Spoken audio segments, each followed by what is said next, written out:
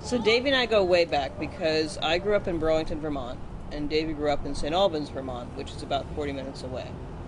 So when I was in high school and I was focusing on I must play my clarinet better so that I can become a better musician so I can write better, I joined a youth orchestra. And Davey was a part-time member of this youth orchestra because he lived just far enough away for it to be sort of a pain for his parents to bring him. He played trombone, I played clarinet. And then, of course, the whole high school music apparatus includes things like district festivals and all-state festivals and summer music sessions at the University of Vermont, at which I saw him all the time. But we weren't exactly friends. We were just colleagues. I think we would say that we were colleagues.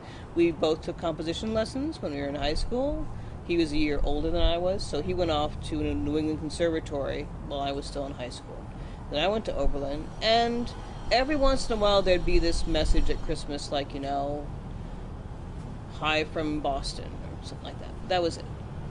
And then I went to my interview at Princeton, and Davey was already there. This is after undergrad, obviously. Davey's there, and my dad had brought me down on a cold January day to have this day of interviews with Cohn and Westergaard and Babbitt, I believe, and Lansky. Right? I met all those people in successive hours. And so my dad wasn't going to have anything to do. So Davey took care of him all day long. He took him on a tour. He took him everywhere. He ran around Princeton. And, my father was not the most sociable guy. So this was actually something of a deal. So Davey brings my dad back afterwards. And he asked, I guess months later, who was going to be in the new entering class to one of these people that I interviewed with. And the guy told him, I think it might have been Paul, said, I don't think it's anybody you know. So he assumed I wasn't coming. And then I showed up the next year. It's like, well, apparently Paul thought I didn't know you. But there you go. So then we were at Princeton for a long time. And then we both moved, when we finished our grant money, we both moved to Boston because he had connections there and I thought I could freelance. That was the whole plan. So we weren't really going out, but we were friends, sort of being musicians together. And then we formed a little group with Ross Bauer called Griffin Music Ensemble, which lasted about 8 years, and we did three or four concerts a year of contemporary music, some of our music, but also some of our teachers' music and some of their inspirations. So it was sort of a typical kind of group for contemporary music endeavor that lasted a while we all had our day jobs. And I was, doing clerical work. Davey, I think, was doing word processing and database stuff and doing all that, and Davey did all our programs.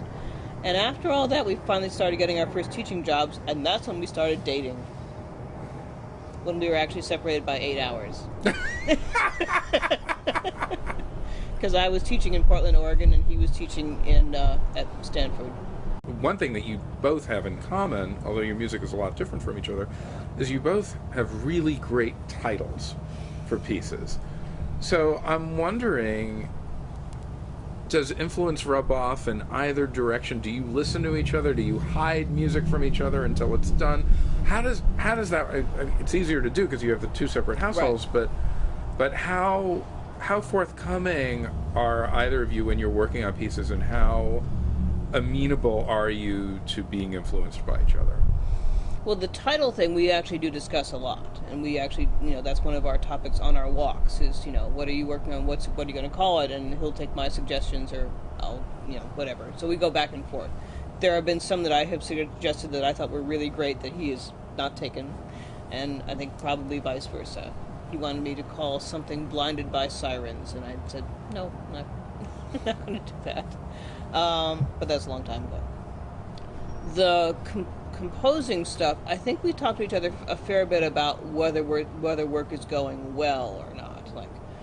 Like the idea that he might be writing something and he decided that he just cut 10 bars that he wrote yesterday and is starting over from that.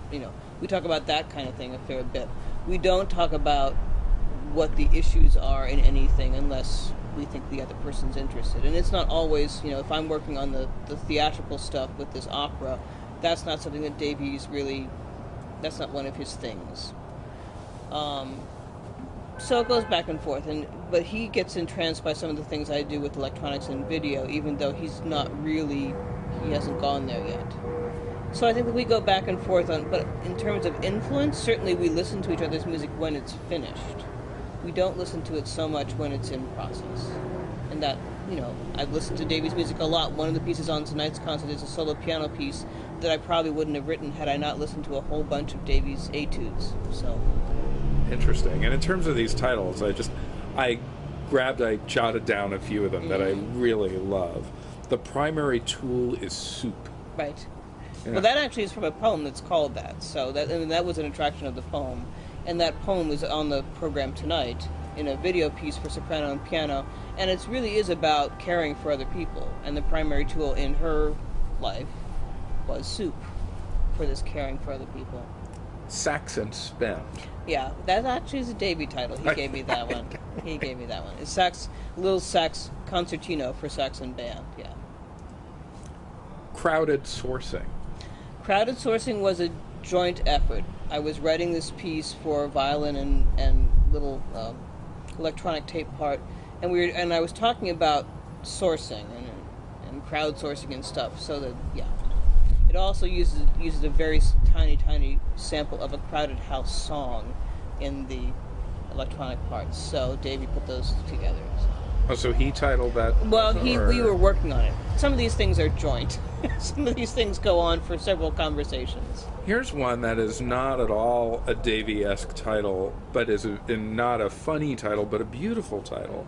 In a Twinkling, We Will All Be Changed. Right. I thought that was such a... I hear these titles, I want to hear these pieces. Right. And that's what a title should do, right? And that's sort of a paraphrase of a biblical thing. So, it's close, but... And it might have actually been... That might have been lifted from a singer-songwriter that was in the story.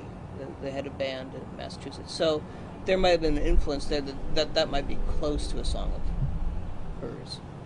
Or a title like Moose Next 5 Miles, that's from All the Time You Spent on the Highway, right? Well, there are signs that say Moose Next 5 Miles. That's a literal quote. Does it have anything to do with the music you wrote for Five Flutes, or that just happened to be what you were working on when you saw the sign? No, the signs are omnipresent. So the signs you're going to see every time you go on 95. But I did think, because actually what happened was a friend of mine in the Bangor Symphony told me this story about driving back from a gig, and she was just driving in her little car down 95, and there were moose on either side of her running. They were keeping pace with the car because she slowed way down.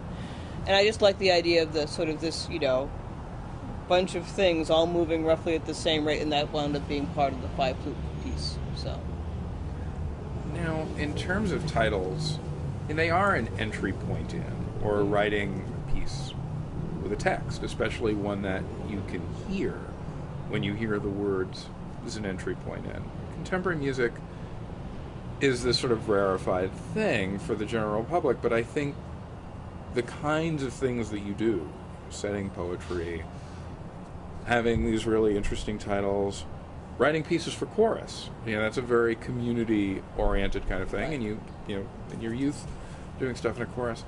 How important is it for you in writing music to bring people in somehow who might not necessarily be... Are we into change mode? No. I heard it click. it's okay. Yeah. Who might not necessarily be familiar with contemporary classical music, for lack of a better term, who might not be part of this world. Well, I think part of what I do with video was I was drawn to it. I was sort of forced into it, which I'll explain. But then I sort of liked it because all these people who wouldn't know what to do with listening to my music otherwise, now they have essentially a cheat sheet because the video is going on at the same time, and they can kind of craft their response because they're used to watching videos. The video thing started because John Sampin came and he was asked me to write a piece for him for his next tour, and I'd seen his most recent tour, which everything had some kind of visual element. It wasn't always video. Sometimes it was just the Barrio sequenza on the screen, or sometimes it was just a painting. But he said, look, I'm not going to do a recital ever again where it's just me and the pianist, because there's no way for people to come in. They don't know how to react. They don't go to recitals. It's not part of the culture anymore. So I have to give him something else to give him, a chance. So I said, well, gosh, he's going to have something on the screen if I write a piece for him, I might as well do that, right? I might as well take charge and sort of do it and get used to it, because then at least then it would be part of the piece. It wouldn't be just John deciding whatever, what can we have with Beth's piece. So I started my first video pieces. It's a series I'm still working on about the Man Gulch fire in Montana. So there's actually a new one that's going to be premiered next week. So I actually used that story, which I didn't think should be sung, because it's not really somehow, I can't imagine singing about the firefighters. But I could imagine seeing text on the screen from the Norman MacLean book, along with some video images, along with music, that would give sort of a sense of telling the story of that fire. So I think of it as storytelling. Now, I want to get back to the technology, but I want to go backwards a bit. Yeah. Because I hear a sort of an outreach even before the technology stuff, which is, we hadn't quite gotten there yet. Like, in terms of writing music for chorus, in even writing all of these songs that you describe collectively as simple songs. Right.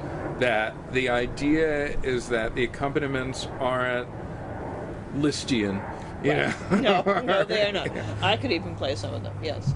So there is an idea of creating music that could potentially be used by and useful to a greater number of people than the small group of people who listen to and understand each other's music and have PhDs in music theory. Yeah. I mean, I guess I don't know exactly the audience that I'm writing for except myself, which is the cliche thing to say, but I think that my own taste runs that way, that I would like to have something that is somehow, even though the ideas might be complicated, the way that the ideas are expressed is not.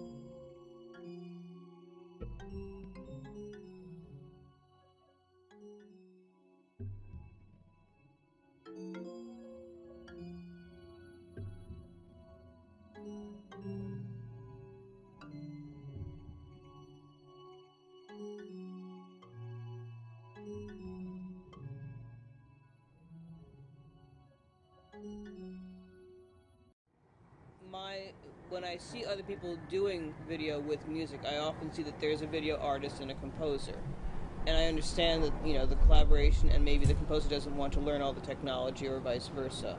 For me, because, I have limited amount of time in which to learn more technology. I mean, the fact that Final Cut has a new version out, I'm going to have to learn the new version of Final Cut, okay.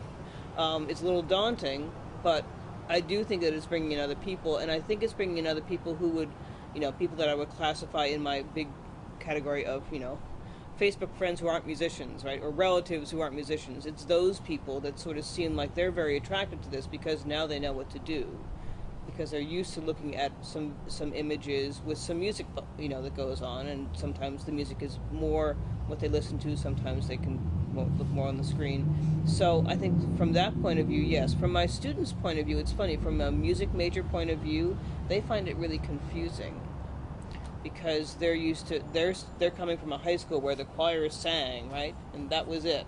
So the idea that there might be this extra multimedia component, some of them, especially from small schools in Maine, they find that sort of wild and wacky, which is unusual for me because I would think that they would grow up with YouTube and all that stuff. So I think it depends almost on what your relationship to the technology is before you even hear a piece of mine, whether or not it's going to be something that leads you in or whether you find it a little bit like I have to readjust my perspective.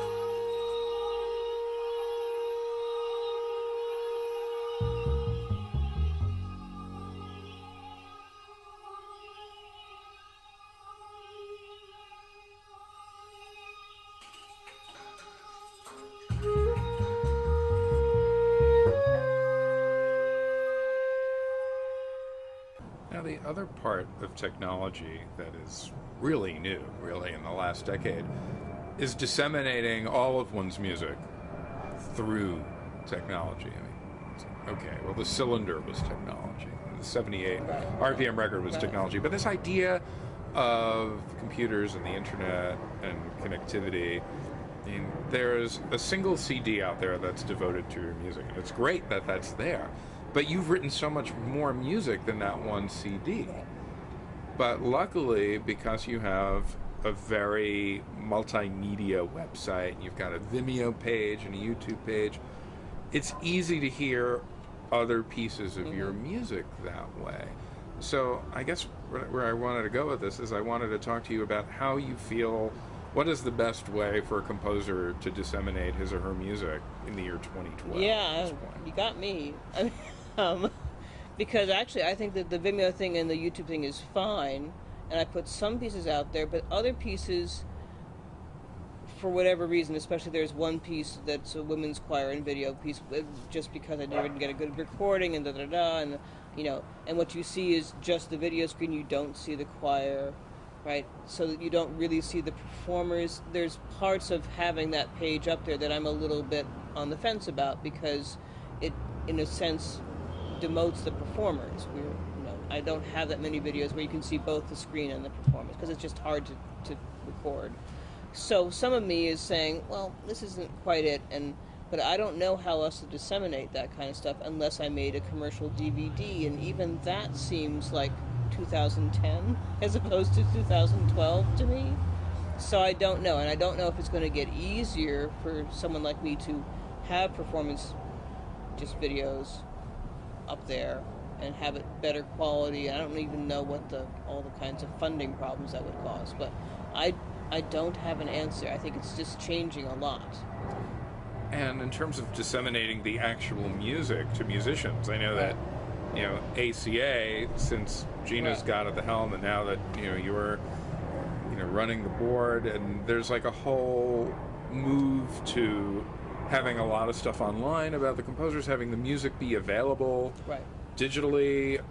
That's a whole other universe rather than the whole printing music, binding it, getting it to somebody. Now somebody can purchase something, click, boom, it shows up in their printer or on their iPad or wherever. Yeah, I mean, I'm using an iPad tonight because it just helps with the page turns. So I have a quick pedal and I just turn the page with the iPad moves and it's fine. There's always going to be some people who really want the nice print thing. And sometimes even I like the nice print thing because, the cover is so beautiful and you turn the page and it's heavy paper and there's that. But there's also going to be people who just want right now. So I think that, things like ACA is going to be helpful for people because they're going to walk that line between, yes, we do have the print stuff for people who want the print stuff, and we also have the virtual stuff for people who want that, and it's all controlled under one roof as opposed to who do I talk to about this on my Vimeo page versus who do I talk to about my print stuff.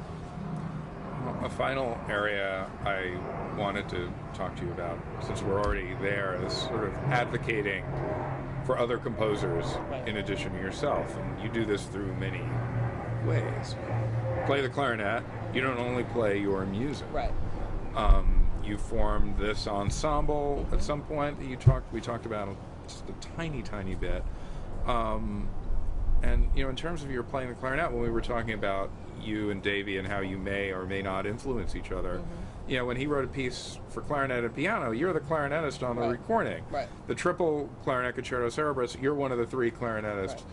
And the piece of his that was a finalist for the Pulitzer was this piece with all these clarinets. Well, clarinet. Yeah. I mean, Right. so you as a player, that's one thing in terms of advocating for other composers. But now, doing the work you do for ACA, which is a ton of composers, including yourself, you're part of this army of composers. How? Army, like army. Yes. I think more of us need to be good citizens. I think you're a good citizen, and I guess where I wanted to leave this as a final place to talk about is to have you talk a little bit about what compels you to do things for other composers, what compels you to be a good musical citizen, and why we all should be. Why we all should be. Yeah. I've been doing it, this way for so long. I don't really know any other way to live. So, I've always played other people's music when I was even in high school. So, and then in college I played in obviously the contemporary group. So it just seemed like what one should do. You also get to know other people's music better when you play it, right? As opposed to just going to the concert. So you could sort of, it's one of those things, well, he did it this way or she did it that way, and I can actually see the difference because I'm actually involved in playing. If I'm not involved in playing, it's a little bit more removed, and I don't really understand what's going on maybe as well. So I think that people should just do it because they'll actually learn so much more about music. I would never have learned about the gamelan had not somebody forced me to actually, be part of a concert in which a gamelan functioned. So it's just, you know more about the world that way. It's a more interesting life.